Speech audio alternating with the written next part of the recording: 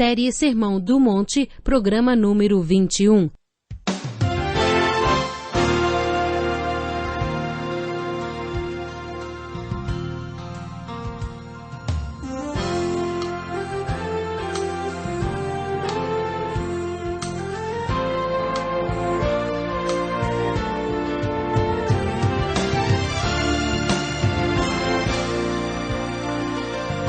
Talvez você tenha feito constantemente estas perguntas. Onde posso encontrar refúgio num mundo cheio de conflitos? Ou, como e onde posso encontrar força para vencer nesse mundo que oferece tantas derrotas? Acompanhe agora com o pastor Edson Bruno mais um programa Encontro com a Palavra.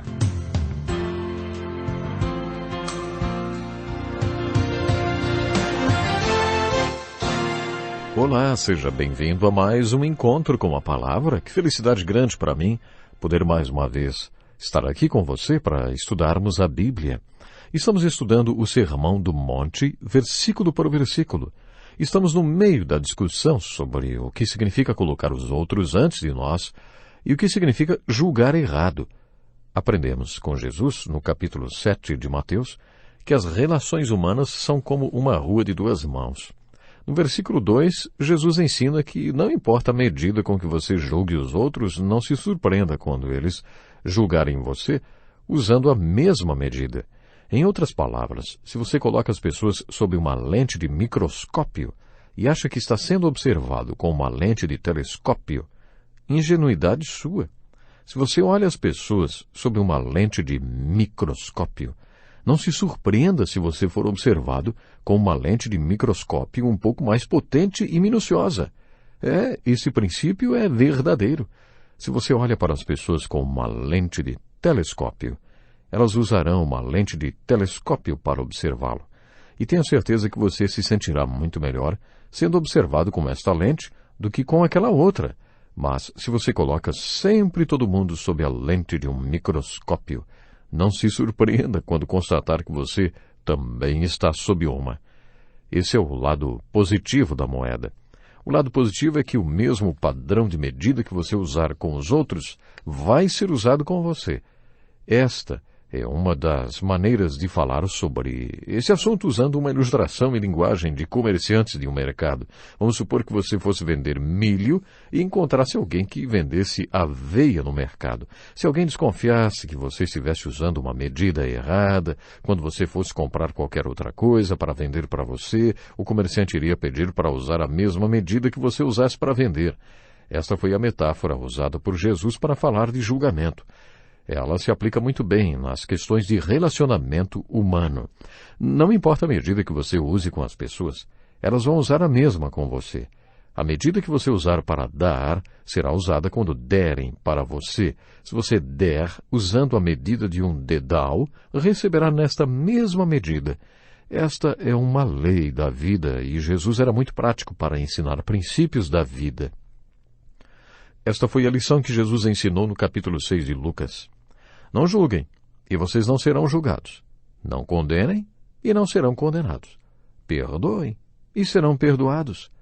Deem, e lhes será dado. Uma boa medida, calculada, sacudida e transbordante, será dada a vocês. Pois a medida que usarem também será usada para medir vocês. É uma rua de duas mãos. Quando a questão é relacionamentos, tudo que vem numa direção volta do mesmo jeito pela direção oposta. Tendo dito isto, Jesus fez algumas perguntas muito bem-humoradas. Por que você repara no cisco que está no olho do seu irmão e não se dá conta da viga que está em seu próprio olho? É porque você acha que o chamado da sua vida é procurar ciscos nos olhos dos outros quando existe uma viga inteira nos seus olhos? Jesus usou uma ilustração muito exagerada e engraçada, mas verdadeira. Todo pastor tem um tipo de pessoa muito crítica em sua congregação. Gente que acha que Deus a nomeou para ser juiz e para julgar a vida dos outros. Perguntaram justamente isso para Moisés. Quem o nomeou líder e juiz sobre nós? Sempre lembro deste versículo quando me deparo com gente muito crítica, cujo único objetivo na vida é falar do que está errado na vida dos outros. Sabe que algumas pessoas são especialistas nesse assunto.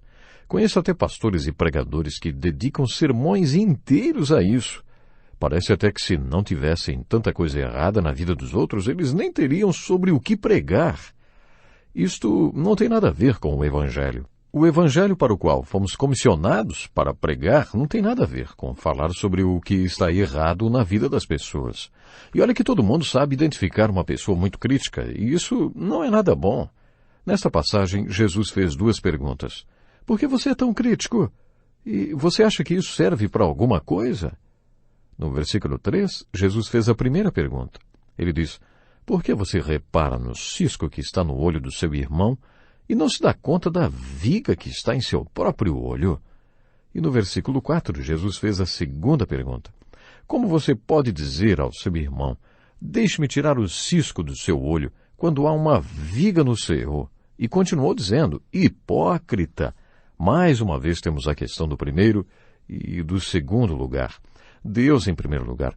Vimos no capítulo 5, quando Jesus falou que se você quer orar a Deus, mas não está bem com seu irmão, ou seu irmão tem alguma coisa contra você, primeiro vá se reconciliar com ele e depois ore a Deus. Isso é tremendo. Primeiro seu irmão e depois Deus. Observe agora a ordem de prioridade. Jesus está dizendo que, se você está com essa viga enfiada no olho, correndo atrás do que está errado na vida do seu irmão, pare tudo. Pare.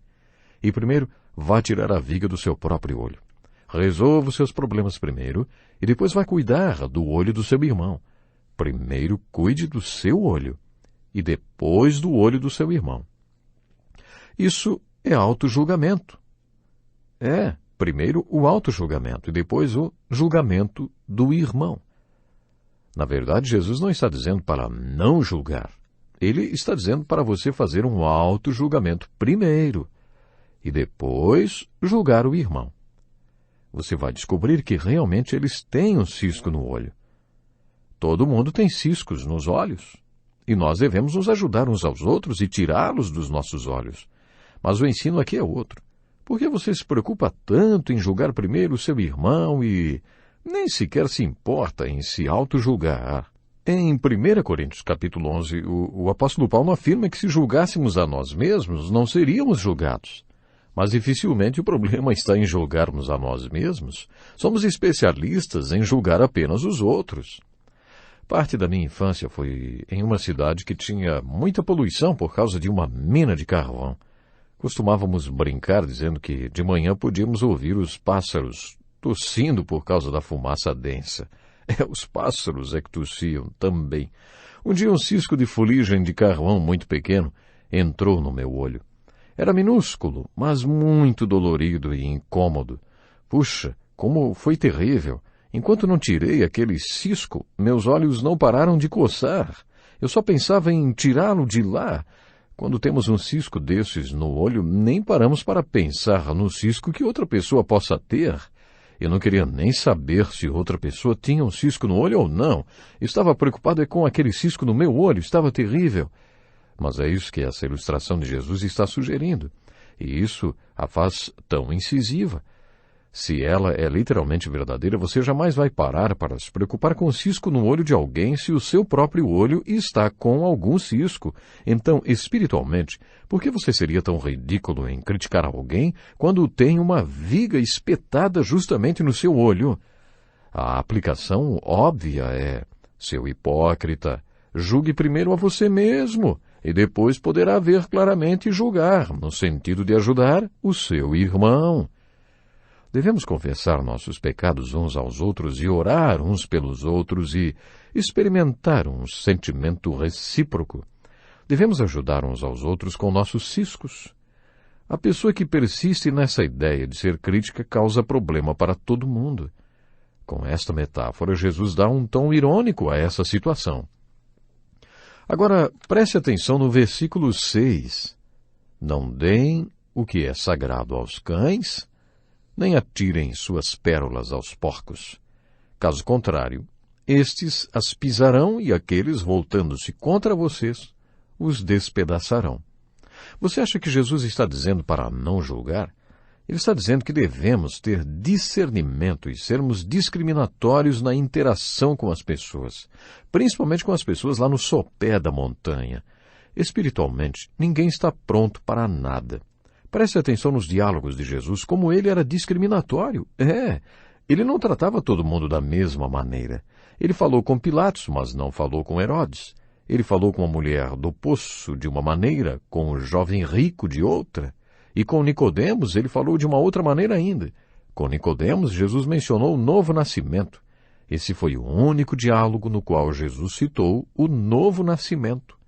Jesus falou sobre o novo nascimento apenas com aquele rabino que não entendeu nada do que Jesus estava falando. Lemos sobre esse encontro no capítulo 3 de João. E que capítulo, hein? João 3. Logo no capítulo 4, Jesus fala de maneira simples e clara com quem? Com a mulher samaritana. Jesus não falou com ela sobre o novo nascimento, mas falou sobre água. Por quê? Porque fisicamente ela estava com sede. Isso serviu como símbolo de uma sede mais profunda que aquela mulher tinha. Creio que o que Jesus está dizendo no versículo 6 é que devemos tratar as pessoas com discernimento e saber discriminá-las. Você não pode compartilhar tudo com todo mundo. Você precisa ter uma certa ideia do estado espiritual de alguém antes de ministrar àquela pessoa. Acho que também, neste parágrafo, Jesus resumiu tudo o que havia dito até aqui. Ele mandou olhar para dentro, ao redor, e Jesus também mandou olhar para o alto. Porque do alto vem o poder, vem a graça para que eu possa cumprir com tudo aquilo que Jesus estava ensinando. Nesse capítulo, Jesus conclui dizendo que não podemos olhar ao redor antes de olhar para dentro. Precisamos primeiro olhar para dentro para depois olhar ao redor. Devemos primeiro fazer um auto-julgamento e só depois julgar os outros. O apóstolo Paulo, aconselhando a Timóteo, ele disse assim: atente bem para a sua própria vida e para a doutrina, perseverando nesses deveres, pois agindo assim, você salvará tanto a si mesmo, quanto aos que te ouvem. Existe o momento em que o discípulo de Jesus precisa entrar para o clube do eu em primeiro lugar. Não é o pastor nem o diácono da igreja que precisa de oração, mas eu primeiro. Eu preciso da misericórdia de Deus. Eu preciso de um auto-julgamento. Eu vou parar e vou me julgar. É isso. Quando a questão é quem precisa mais de julgamento e exame espiritual, pode crer, meu ouvinte. A gente vem em primeiro lugar, você vem em primeiro lugar. Primeiro você julga a si mesmo e depois os outros. Este é o resumo do que Jesus falou. Jesus estava desafiando você a olhar para dentro, e mais uma vez quero desafiá-lo a se comprometer a olhar para dentro de si mesmo. Acompanhe conosco essa leitura. Peçam e lhes será dado. Busquem e encontrarão. Batam e a porta lhes será aberta. Pois todo que pede, recebe, o que busca, encontra, e aquele que bate, a porta será aberta. Qual de vocês, se seu filho pedir pão, lhe dará uma pedra? Ou se pedir peixe, lhe dará uma cobra? Se vocês, apesar de serem maus, sabem dar boas coisas aos seus filhos, quanto mais o Pai de vocês que está nos céus dará coisas boas aos que lhe pedirem. Assim, em tudo, façam aos outros o que vocês querem que eles lhes façam, pois esta é a lei e os profetas. Chegamos ao capítulo 7 de Mateus, ao trecho em que Jesus começa a finalizar o Sermão do Monte e começa a dar um veredito. John Wesley, o grande evangelista inglês, visitou o estado da Geórgia, nos Estados Unidos, quando ainda não era convertido. Ele cria que era um seguidor de Jesus, mas ainda não tinha experimentado o novo nascimento. Todos conhecemos a história do seu novo nascimento, mas isso aconteceu depois. Enquanto ele estava na Geórgia, tentando salvar os índios, ele disse: eu vim para a Geórgia salvar os índios, mas quem vai salvar John Wesley? Mais tarde, depois de nascer de novo, John Wesley estava tão eufórico com aquele dia da sua vida que sempre pregava: você tem que nascer de novo, você tem que nascer de novo. As pessoas costumavam perguntar por que ele sempre pregava sobre a necessidade de nascer de novo. Ele respondia: porque você tem que nascer de novo. Acho muito importante e marcante o estilo de pregação de John Wesley. Ele falava somente sobre isso, nascer de novo. Ele é um exemplo de que você não pode salvar ninguém se ainda não foi salvo. Portanto, no primeiro parágrafo, nos 6 primeiros versículos deste capítulo conclusivo, Jesus ensinou que devemos primeiro julgar a nós mesmos. Primeiro tire a viga que está no seu olho, para depois querer tirar o cisco dos olhos dos outros. É impressionante como as pessoas deixam passar em branco a lição e a verdade que este parágrafo ensina. Vocês já devem ter ouvido falar do pastor que todo domingo ouvia de um dos líderes da igreja, alguém que professava ser um crente. Pastor, parabéns pelo sermão que o senhor pregou hoje, muito, muito bom. E aí o pastor pensava, eu gostaria de saber quando ele vai entender que o sermão é para ele também. Certo domingo, caiu uma tempestade e ninguém conseguiu chegar na igreja, a não ser esse líder e o próprio pastor. O pastor decidiu que realizaria o culto mesmo assim, apenas com os dois lá. Assim, o pastor dirigiu o louvor e depois fez uma bela pregação. Depois de dar a bênção, o pastor foi para a frente da igreja e aquele homem cumprimentou o pastor dizendo, sermão muito bom, pastor. Que pena que não tinha ninguém na igreja para ouvi-lo hoje. Acho que Jesus usou esta ilustração sobre o cisco e a viga nos olhos para nos mostrar como às vezes a gente chega a ser ridículo. Porque você repara no cisco que está no olho do seu irmão e não se dá conta da viga que está em seu próprio olho? E depois ainda acrescentou, hipócrita, tire primeiro a viga do seu olho e então você verá claramente para tirar o cisco do olho do seu irmão. Como vimos no último estudo, nesta passagem Jesus não estava dizendo, não julgarás, ponto final. Não. Jesus estava dizendo que você primeiro tem que julgar a você mesmo e só depois pode julgar seu irmão, se tiver a intenção de ajudá-lo. Estudando a questão do julgamento nas Escrituras, vemos que não podemos simplificar tudo na frase não julgarás. Há momentos em que você não julga, conforme lemos em 1 Coríntios capítulo 4, no qual o apóstolo Paulo diz, portanto, não julguem nada antes da hora devida, esperem até que o Senhor venha. Ele trará à luz o que está oculto nas trevas e manifestará as intenções dos corações.